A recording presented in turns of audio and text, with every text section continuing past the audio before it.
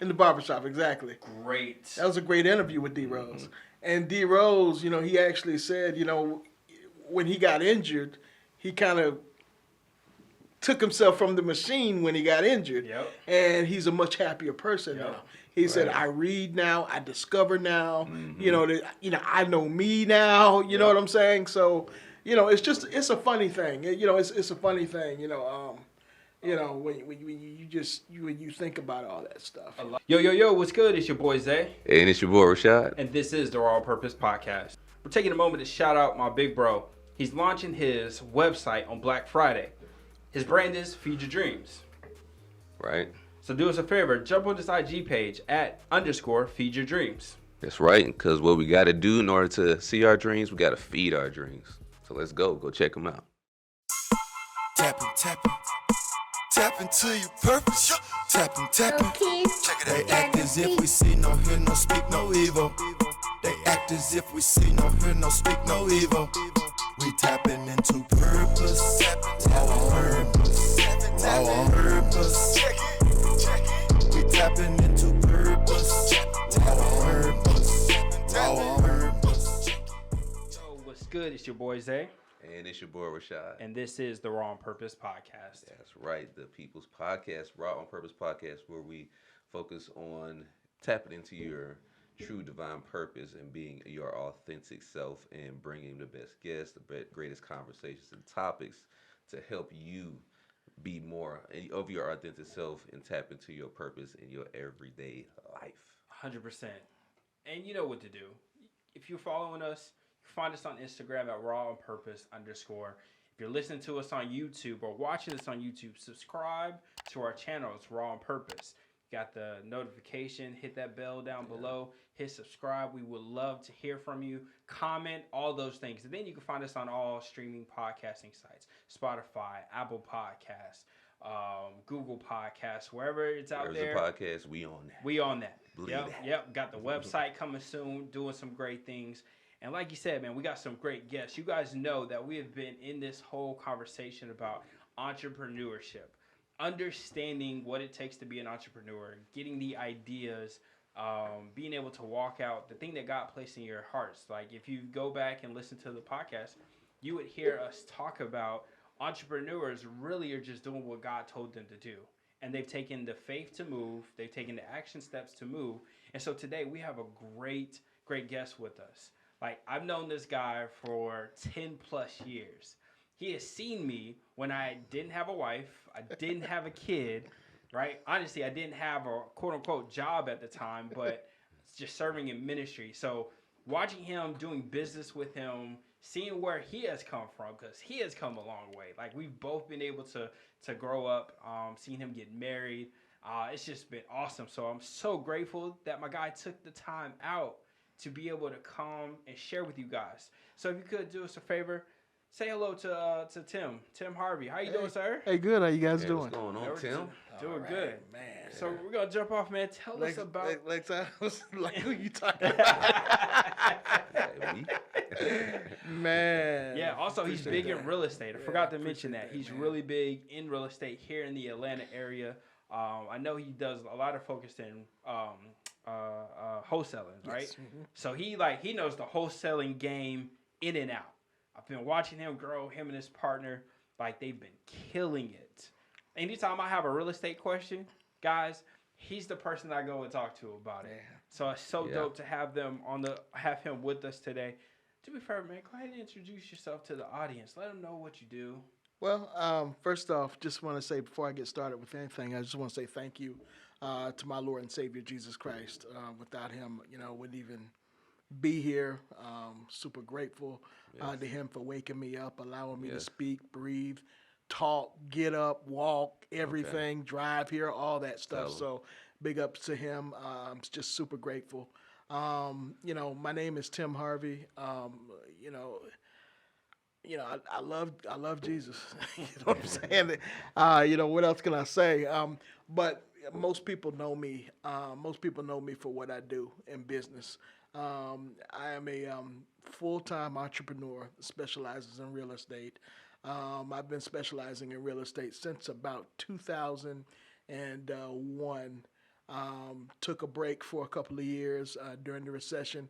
Just kind of tell you guys my story. I've always been an entrepreneur. My dad raised me up. Anybody know the candy man in high school? That was me. Okay. I'm the guy You're the that candy plug. Huh? I'm the guy that I was the candy plug. I bought the bag to the high school and divvied it up to about 5 people. And at the end of the day, I was like, just bring me what you got. Y'all can eat for free. And so I was that guy in high school. And my dad recognized it. And when it was time to go to college, he gave me a choice. He said, you can either go away to college or you can stay within the state and I'll help you start a real business. So at that point, my dad, when I went to Clayton State College, my dad helped me get started in the vending machine business. Okay. So that was my first official business per se. And, had a lot of success with that, was blessed. Did really, really well. Had about 100 locations. Wow. And, then I just got dumb. I was a young dude. I was a young dude that got dumb. And, had a couple of employees and just ended up just really, really losing my way with it. And, went through a time where I didn't know what to do next. So I found myself working in a restaurant. And I was waiting tables. And at a local restaurant in College Park, Georgia, and found one of my first mentors besides my dad, and my pastor, and the manager of that restaurant. His name was Mitchell Dukes, and he got me. He's got me started off as a waiter, but he said, "Man, I see you as a manager. You could run one of these things." And he just saw it in me, and so eventually got to a point where he got me promoted to becoming a manager. So I ended up running. I was the youngest manager they ever had at Steak and Ale on Virginia Avenue, and just did that for a couple of years up until 2001. And that's when the bug just started to kind of hit me. The entrepreneur bug began to hit me again, and me and a friend of mine, we had actually started what's called an investment club. You know how, y'all put your money together and you buy stocks and all that stuff. Well, we did that. He worked for Coca-Cola. His full-time job was at Coca-Cola. Mine was, of course, at the restaurant. And both of us were just being stressed out. I mean, I worked about 80 hours a week. I don't know if y'all know, but when they tell you to become a manager somewhere. Oh, right. That is not a blessing. It's not always a blessing. It's not always a blessing. It's a trick because in exchange for your hourly wage, now you get a salary, but they can tell you whatever comes. Right. So yeah. I basically lived at the restaurant, man. So, I began to kind of see some other things as well. With me and him starting the investment club, and we had a little bit of success. We had about 6 members, and we did pretty good with it. But we eventually got to a place where we're like, man, these stocks, you just can't touch them. You know what I'm saying? You just can't, you can't feel them. So. We decided that we were, with no training, no nothing, we decided that we were going to get into the real estate business. Okay. And, we had went to one of our local RIAs, Real Estate Investment Associations, and, we got just a little bit of knowledge, and we ran into one of the members. One of the members had a house to sell, said, y'all want to rehab it? So we went ahead and bought it. We bought the house. And just really just messed the whole thing up. Didn't make any money. But at that point, I found myself hooked. I was like, man, this is pretty cool right here. So I quit my job. And this is just like on a whim, really. I quit my job. He quit his job. Didn't have families at the time. So I'm going to preface that. Okay. Manage the risk, I'm going to preface that. So, I quit my job. He quit his job. And both of us got into real estate full time. Just jumped in. We started buying houses. Started fixing them, renting them out, Section 8, things of that nature. This was right around 2001. And, started building myself up a portfolio. And eventually, we had kind of, went our separate ways. And eventually I found myself in a place where I wanted to kind of cash out of some of the houses. So I, looked to kind of I looked to do a refinance on the houses, which means, you just pull your money out of the houses, and keep it going. So did that. And when I started doing the refinances on my houses, I had like 4 of them. I went up to a place in Marietta to do it. And the owner of the company he liked me. It was, 2 owners of the company. Both of them were Christians.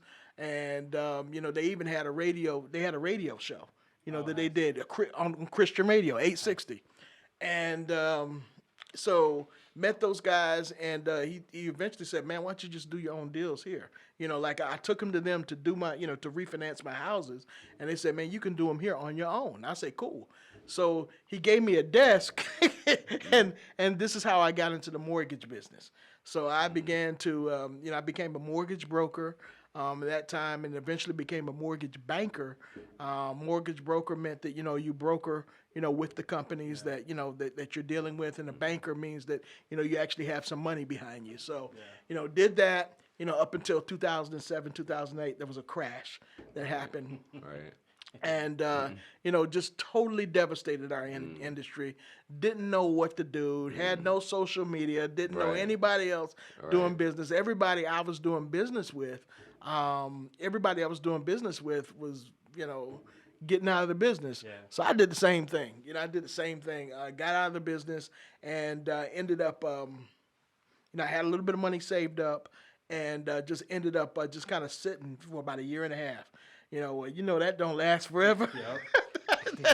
And I was getting married and all that stuff, so that didn't last forever. So I had to really find out what to do next.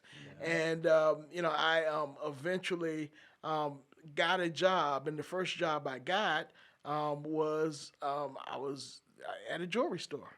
At a jewelry store, and local store here in town, and listen, I wasn't prideful or anything like that. I went from making, 6, almost 7 figures to $16 an hour. You know what I'm saying? Yeah. And it was a humbling experience, in that I was like, how did I go from there to here? You get what I'm saying? Mm-hmm. Yeah. And but nonetheless, I was grateful for the opportunity. Learned a lot about, diamonds, rings, all that stuff. Right. And was just grateful for the opportunity. And God eventually got me into a place where I could kind of maneuver a little bit. And he eventually one of my partners had called me, and he was in the real estate business. I was in the real estate business before. And he was like, man, I'm up here working at First Data. And First Data is like a credit card processing company. Mm-hmm. So it was corporate sales. So it was a way that I could, kind of get out of the retail setting. And big ups to everybody that works retail, because, really, like, when you work retail, like, you're working when nobody else is working. You get what I'm saying? Yeah. Like, your hours are like really set for when everybody else gets off. Yep. And that's a sad thing sometimes, you know what I'm saying? Because you're sitting here like, husband and wife together, and here I am working. You know what I'm saying? Everybody having fun. Go ahead. I never thought about it like that. Yeah. Like, I really never thought about that. Yeah. You got to deal with people. That's why. Yeah, I think that's why everybody should work a retail job. Yeah, they can experience the angry people after they get off work. Yeah, and they're mad because they gotta go spend some money on something. Yeah, and they got an attitude. Or I like to say, a lot of times, because they don't get to tell people what to do at work. Right. They come to a store or a restaurant. Right. It's the one place that they're now quote unquote the boss. Right.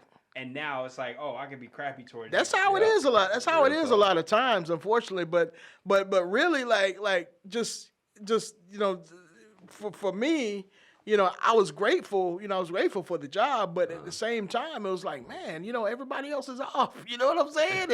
And I'm watching all these lovebirds come in here, get their rings and all that stuff, and here I am, my wife at home. You know what I'm saying?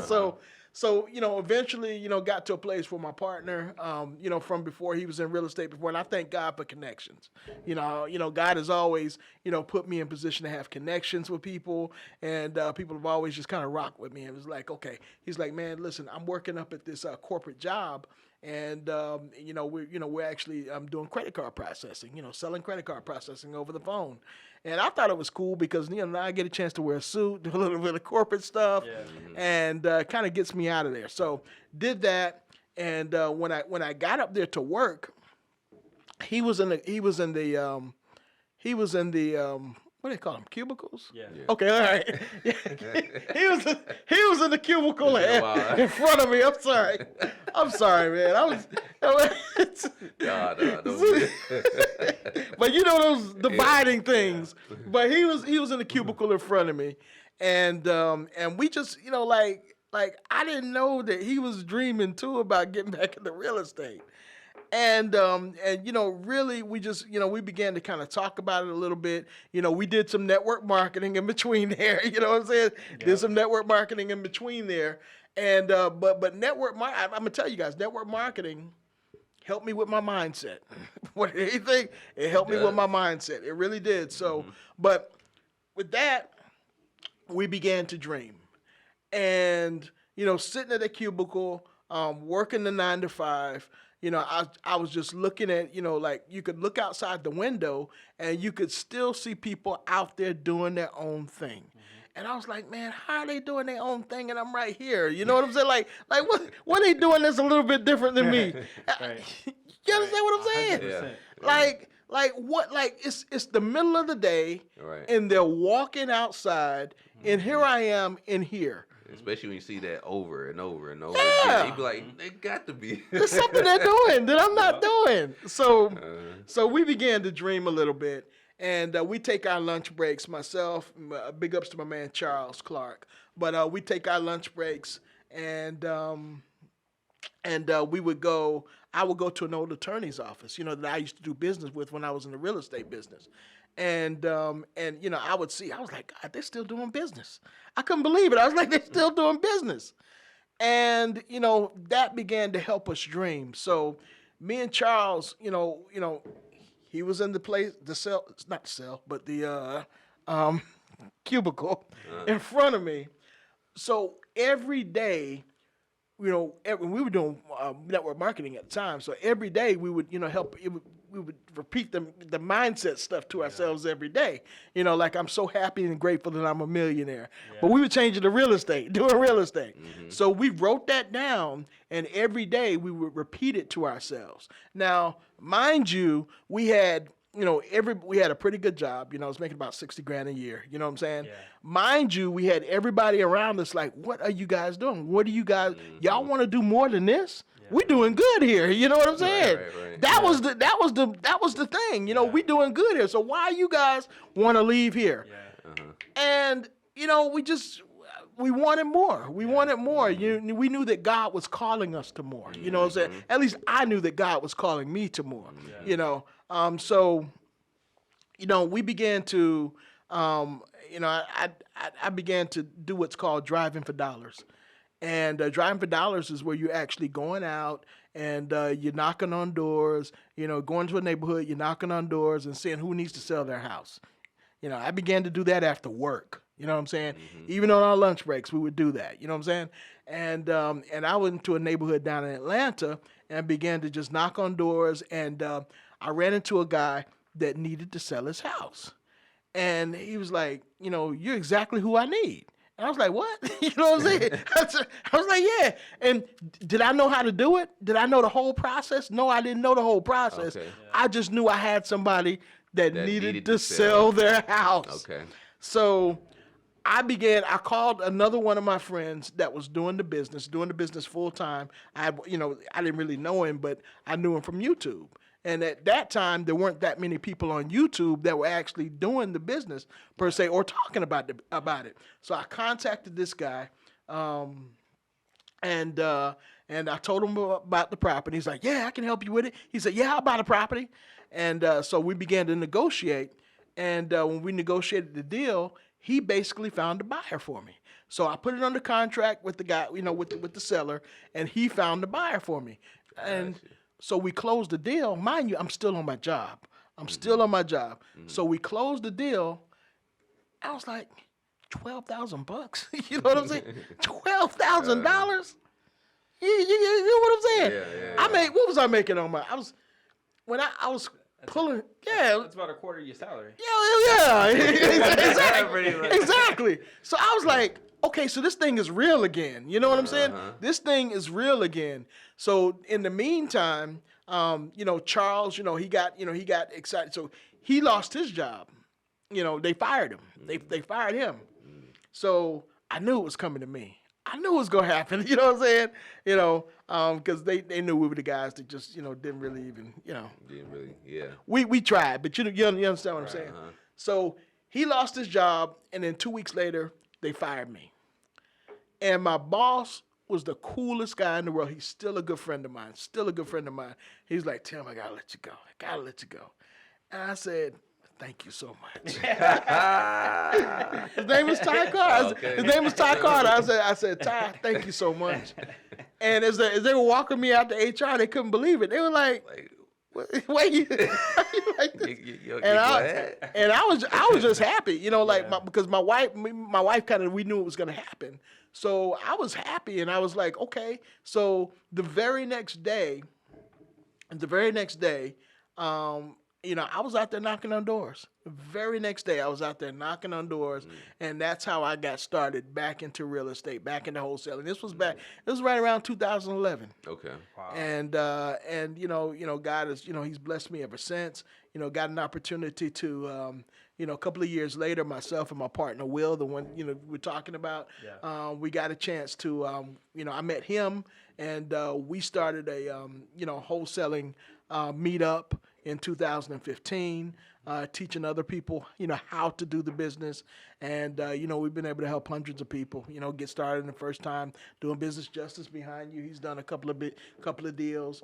But we've been able to help hundreds of people. A lot of people, get 6 figures, just doing the business. Nice. And, and we did it with God. You know what I'm saying? Yes. Like God, like when we did our meetups, we prayed at the beginning of our meetups. Yeah. We prayed at the end of our meetups. Yeah. You know what I'm saying?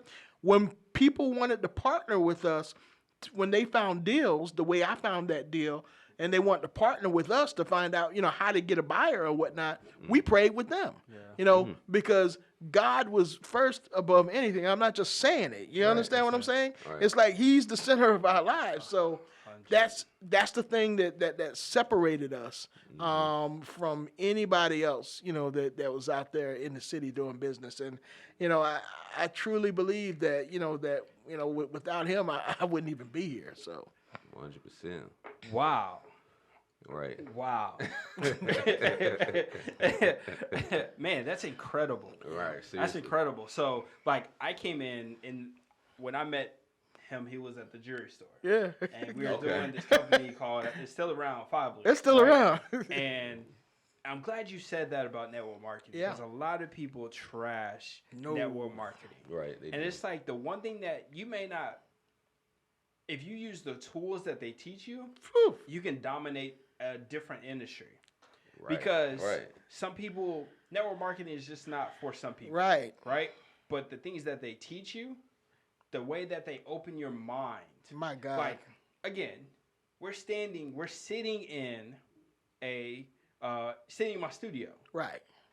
That if I never did network marketing at 19 years old, right, I never would have thought that I could have my own business. Right. I would have been just like, I went to school to be an engineer. Right. Right. Why did I want to become an engineer? Because everybody was like, well, engineers make $100K. Right. Exactly. Right. Now, people were like, go to school, get the good grades, do all this, do this. And then for our generation, that meant, like, once we graduated college, the recession hit. Yeah. So we got this debt that they're still trying to pay off. Mm-hmm. With a degree that is essentially meaningless. Right. Right? So you went from hoping that it's like $100K, then it's like $60K, then it's like, Lord, I just need a job. Right. Like, this was my parents. Right. I did everything. I did everything you told me to do. I got the paper. I got the... Like, you told me, I'm looking at this, I got $70,000 that I got to pay back. Yeah. And I figured out. That's a year's salary. 2-year salary for some people. And that's without taxes being taken. Right. And so I was like, so I got introduced to network marketing at 19, and it screwed me up. So I was like, all the kids are sitting in college thinking that they're going to. And, I stayed because, people, you get bullied into college Right, sometimes, right. You get bullied into staying, and then they make you feel like you're a failure because you're not succeeding. And I remember one of my like, that's like a mom figure to me. She was like, man, I can't believe that you're doing bad at school. I can't believe your grades are slipping, this and that. And then she turns to my mom and was like, well, I don't know how my daughter's going to get a job when she graduates. I said, okay, you're mad at me for my grades being bad. Your child that's just gone through 4 years isn't going to get... I don't need that kind of foreshadowing. And I say this to kids all the time, that if they're mulling it, and I hate that we demean people that don't go to college. Right. But it's like, what's the point of you going to college? Right. Why do you go? It's to get a job. Right. Now, if you, at 18 years old, start with a company, and you go on the leadership track, at 24, while your friends are out and kind of getting into it, you could be the store manager of a restaurant, making more than they're making. Plus, you have now, 6 years of experience? Right. So you got 6 years of experience that now you can go to any other restaurant that is possibly hiring because you got the experience and you're able to you got the leadership skills that they would teach you in school. Yeah. And then they'll pay for you to go to school. I was just about to say that. They'll pay for you to go to school. So they'll pay for you to learn. Right. But we're like, nah, we'll let some 18-year-olds. How many parents and parents, how many of you guys will let your kid buy a $120,000 car? When you put it like that. Right. Yeah. You'd be like, no, you need to go get that $5,000 car that's for sale right now. This is what you need to do. You need to learn how to drive. Right. And if you bang it up, it's okay. Right. It's not that valuable. Right. But what we do, 18-years-olds, hey, you got to make a decision on what you're going to do for the rest of your life. $40,000 in the next 4 years. $20,000, $30,000 a year. Oh, you got to figure this out. Don't let the economy take. And guess what? We haven't prepared to help you. Wow. So that's kind of on your own. You're on your own. But you know, it's you know. And let me say this before anybody gets mad. There's nothing wrong with college. Right. Nothing wrong with it. Go get educated. Get your education. Know what you're gonna do though. That's key. Yeah. Know what you're gonna do. Right. And honestly, I always tell kids, if you're going to college, network while you're there, because your roommate could be the CEO of a company. Right. And if you befriend them, not because you're trying to get something from them, but you befriend them, when you graduate, that's a relationship now that you can lean on that can get you in a position. So I say, if you're going to use college, at least go for a year for the experience. Yep. And if you're going to stay all 4 years, because there's some jobs that you need, like there's some things. Right. You don't want an uneducated doctor working on it. No. Right? No. You don't want an uneducated lawyer defending you, right? Right. So those are things that you need college. But like some of these other things, like they have the nerve. I got a history degree. But they have a nerve to have a degree on entrepreneurship. That's what I was about to say, yeah. Well, who's the professor that's teaching that? Exactly. But I'm gonna get off. Who's the president? Is it an entrepreneur you're dealing with? I'm gonna leave the college. It all has its place. If we unplug from, but seeing the growth and then actually hearing the backstory. Because there's been a good few years that we haven't seen each other unless it's like a birthday party that one of our business partners had, or I remember I was like in between, and I was like, he's doing real estate, wholesaling. I started looking into it a little bit. I was like, let me go check him out. Right. Came and popped up on him one day, and I was like, yo, this seems very interesting, right? But then it's like, this is the part we talk about. We've said is like, just because it looks good doesn't mean it's something that you should do. Man, that's true. Because you got to know you. That's true. You got to know you well enough to be like, you can make a lot of money, but am I going to drive around the city looking at houses that may be, and I've done it because I was doing Uber at the same time, and I'd write the address down, and then I'm like, all right, so how do I do this? Right. And then I just find myself sitting on the number. Right. But it's like entrepreneurship is just the whole growth thing of figuring out all of it, and then once you find what you're good at, then you focus on that, and then you partner with other people to do what you can't do. Right. Yeah, that's what we did. Like, there was, like a lot of it was really once we kind of decided to do what we did, we kind of put a system together. And when we put the system together, then the system kind of, works itself, and then you work the system, work the system that you created. And so we've, been able to do that. And that has allowed for me, like for a long time, I was really, I'm not going to say scared, but I was really, I don't want to say the word scared, but I really didn't want to jump into anything else. You know what I'm saying? Because I didn't want to upset what was happening. You get what I'm saying? Yeah. But that's a form of being scared. You know what I'm saying? That's a form of fear. So you allow those systems to kind of help you get to a certain place, and then once you get the system in place, then God allows you to kind of go into something else, because it says He takes us from faith to faith, glory to glory. Yep. So I shouldn't just be stuck in one place.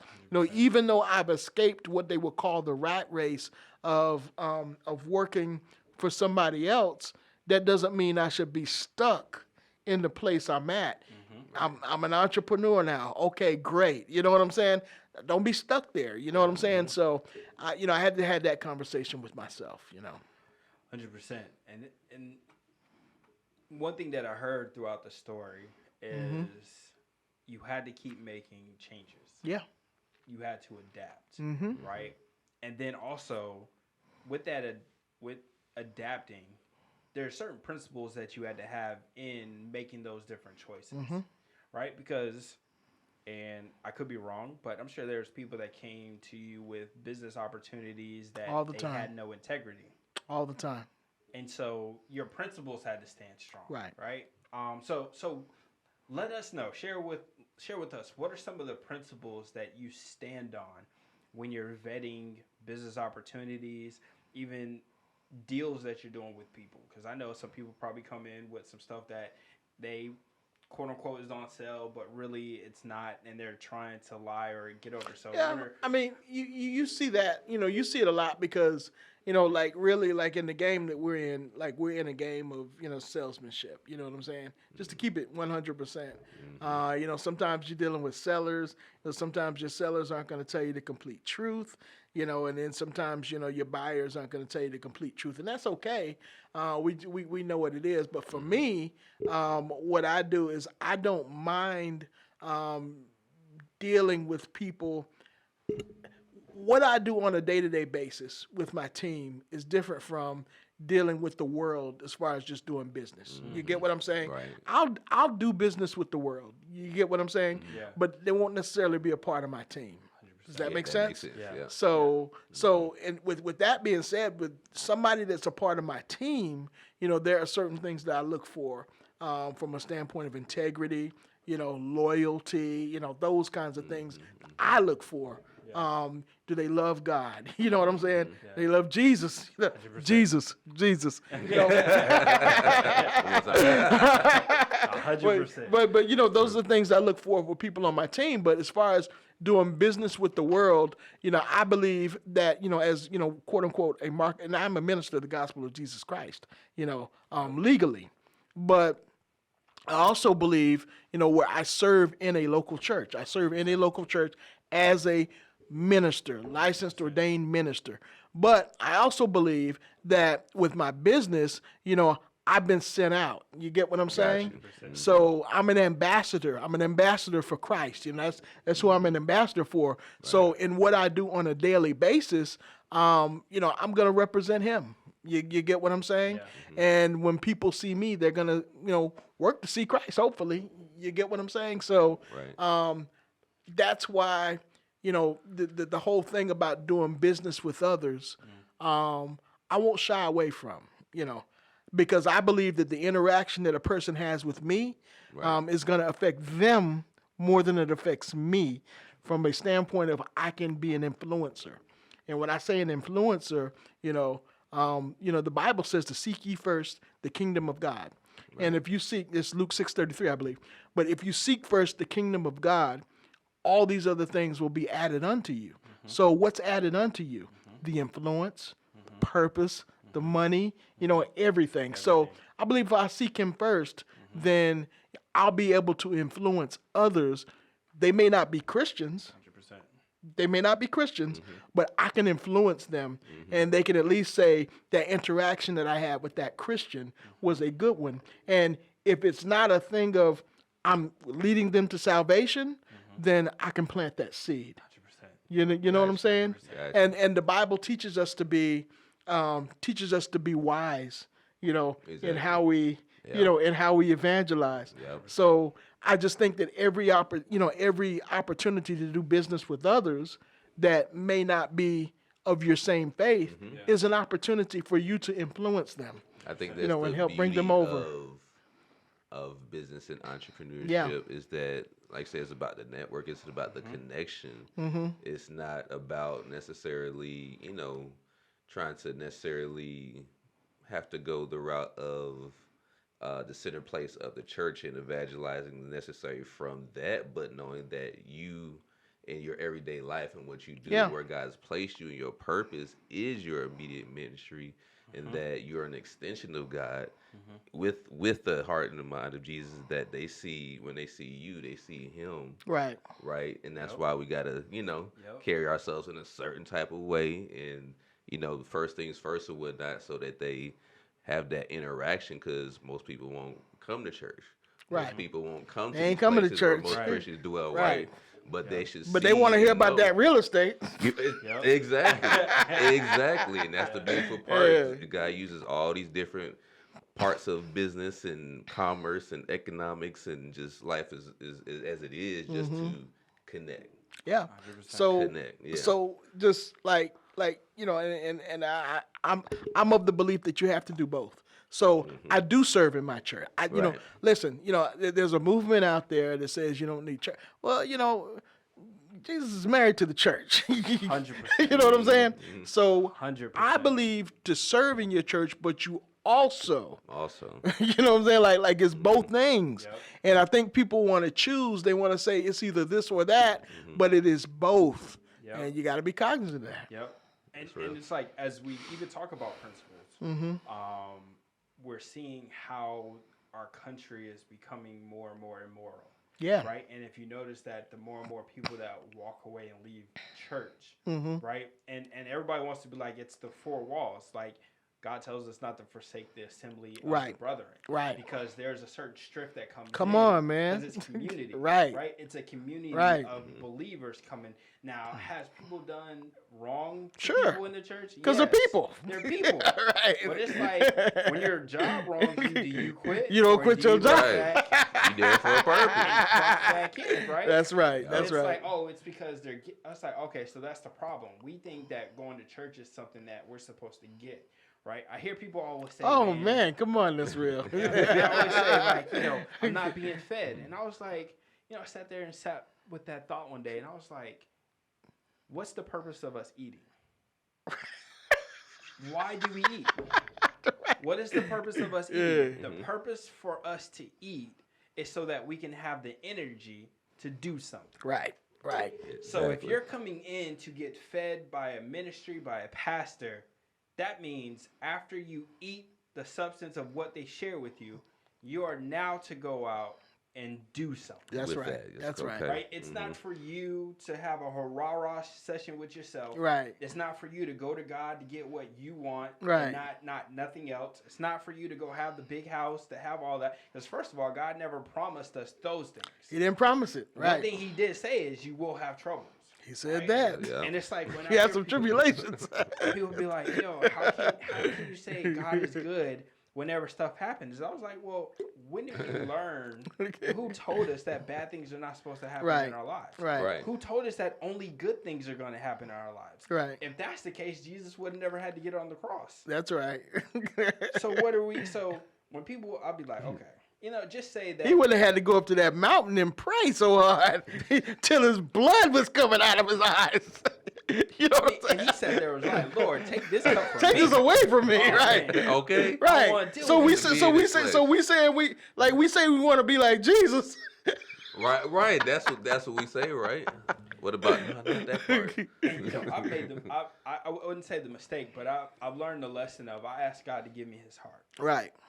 Oh And my God. that you was asked- the season You asked of for that? heartbreak. You I asked did. for that? Oh, There's so many lessons of what you asked for. oh. When you say, God, give me wisdom, and she said, give me the heart. Do you know my how much goodness. brokenness? That seasonal heartbreak.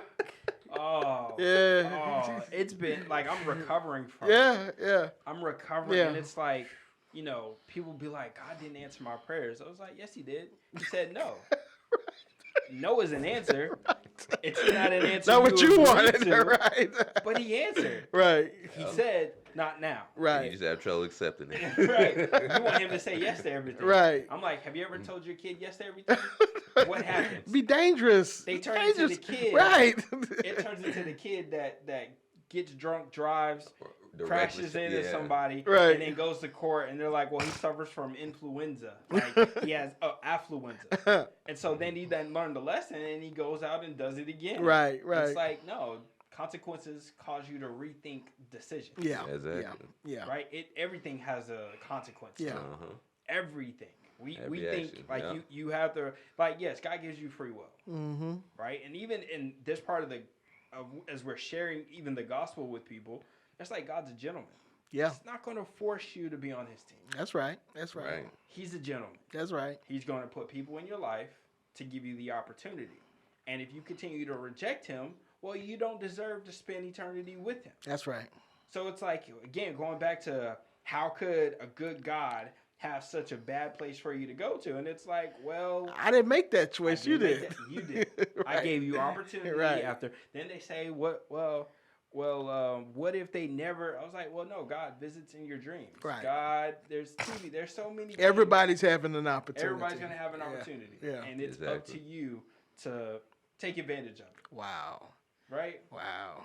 That's amazing. So and our listeners know, like for me, everything is foundation on the Word of God. Right. Every know. conversation we have, They know. I'm basing definitely it know. like, and I always say like, hey, if it offends you, I'm sorry, can't change that. Right. Because actually, the Word offends people. Right. That's what Jesus said. Jesus Right. said, I Truth, come the with a truth. sword. Okay. I come to, That's right. Yeah. I come to cut you. So Yeah. if you're always feeling good after you hear the Word, that's a problem. That's a problem. The thing about it is, it all goes, and like when we talk about, just like us being in business, and when we talk about our audience, you know what I'm saying? And we talk about, wanting to be accepted by everybody, you just got to understand, like, it's not going to happen. You know what I'm saying? It's not going to happen. 100%. And just from where I have, the vantage point that I have been able to be blessed to be a part of is when I've made a decision to stand on something, then I've attracted people that, really rock with me. You understand what I'm saying? Yeah. So, and it's not anything I planned on doing, Right. but it's just that I know that I'm going to do the will of God. I'm going to do what He wants me to do. I'm going to do the purpose for what He brought me to this earth for. Right. And if I don't, then I'll keep going, like, instead of going this path, I'll always be like this. And I'll never move forward, but I'll just be going like this. And it's a slow thing, almost like your GPS. When you're looking at it, Yeah. you just like moving off course. Yeah. But if you're going on the path that He's called you to, your purpose, and while it may be, this person doesn't care, they don't like you, it doesn't matter. You're still going on the path for which you're purposed and what you're called to do. 100%. That part. And Yeah. that, 100%. Yeah. Trusting that. that keeps path. me going. Yeah. You know what I'm saying? Yeah. That reminds me of like when you're in the ocean, Yeah. and if you're just out there having a good old time and you're not paying attention, and then you look up and you try to get to your stuff, it's like, hold up, where am I? Right. Right. And now you got to take I don't see time this to shore figure anymore. out- Right. That's- Like, where's my wallet? All that stuff Right. is left over in that Right. place. Yeah. Drifted far off away from Yeah. shore. Right. Yeah. And it's like that's what can happen, especially Yeah. if it's like, I'm just gonna enjoy, and I'm not going to even be aware, Right. right? Because Right. it's like you gotta. every now and then you got to pop up like, all right, cool. Am I off course? I am off course. Let me get back on course. Yeah. Let me stay. All right, cool. Like that's why there's exits on the highway. Yeah. To get to, Yep. everybody has a separate destination to get Yeah. off to. Sometimes you get off because you get lost. Because you ain't listening to the GPS. Right. Whether it's confusing or whatever. Yep. And now you got to sit here and figure out how to get back on. And then Right. if you're like, I don't want to pay tolls, you're trying to be cheap, then you're going to go all the way. And you're going to pay more money anyway. Okay. Right. Okay. Right. You're gonna You lose get gas and off of it. time, right? We don't ever think about that. It's just like, just go ahead and pay up front. Right, go ahead and Right. pay it up front. Even like as we even talk about business, like that's actually a real concept. Like you're either gonna pay for it now, Yeah. or you're gonna pay for it down the road. Yeah. Like yeah. even with my 100%. guy here, he's a fitness trainer, Right.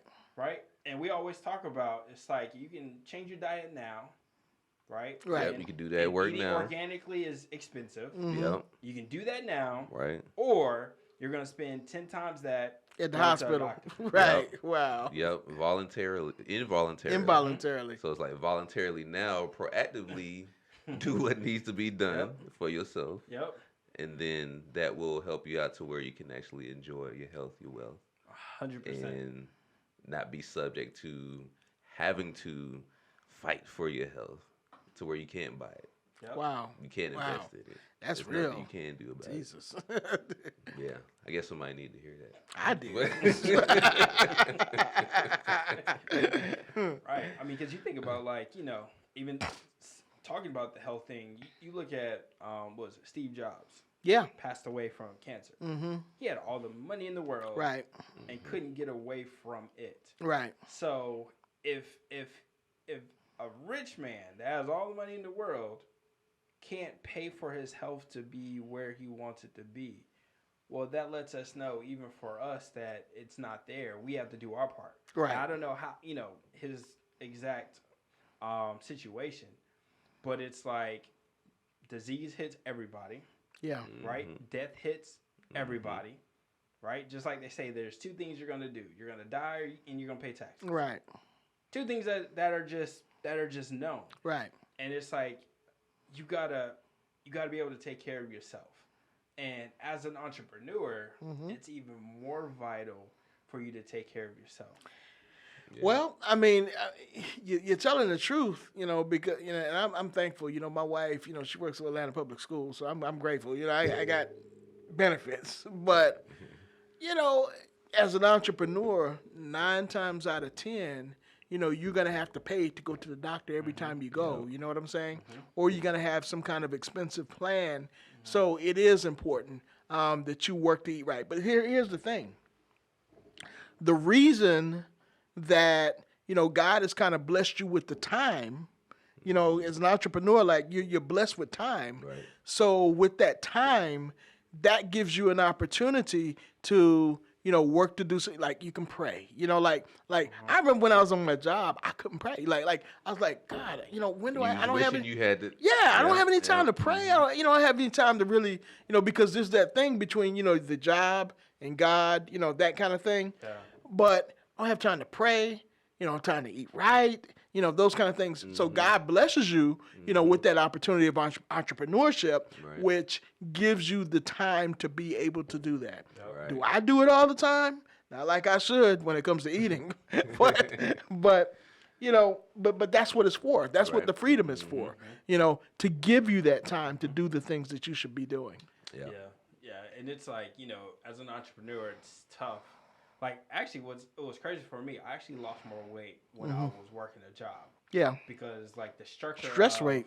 right? The stress weight. Stress weight. But at the same time, it's like, whenever you have that time, and we would always hear this in the circles, you're either your own worst boss or your own best boss. Yeah. Right? And the worst boss is, hey, you can take a break. Right. Hey, Right. go ahead and take a 3-hour Right. lunch break. Right. Hey, you know what? Can't do that. You gotta produce, right? So now you become the worst. Like you gotta produce, right? So then you skip meals because your own self is beating you up, saying you got to do this, you got to do that, opposed to having that balance of like, hey, I need to eat properly. I need the structure of what I'm gonna eat. I need to figure out these things because as an entrepreneur, it's almost like being an athlete. Yeah. You get so locked in to where it's like, you look up 6 hours later, you haven't eaten a thing, but it's like, oh, I got a deal done. But it's like, well, what did it cost your body? That's true. Yeah, the cost, I can tell you guys this, for me, like the time that I spent in corporate, the time that I spent working the structured jobs, it helped me. Right. It helped me, when it came time to, grow a team, when it came time to, to organize myself. It really helped me because I was like, okay, that's what a structure looks like. Like, that's why they spent so much on training. You know what I'm saying? Like you began to realize, okay, the company I work for, they spent millions of dollars on training, and this is why they spent so much on training. One person. You get what I'm saying? 100%. So I took a lot of that, and when I became an entrepreneur, there was a first phase of just like the free flowing thing.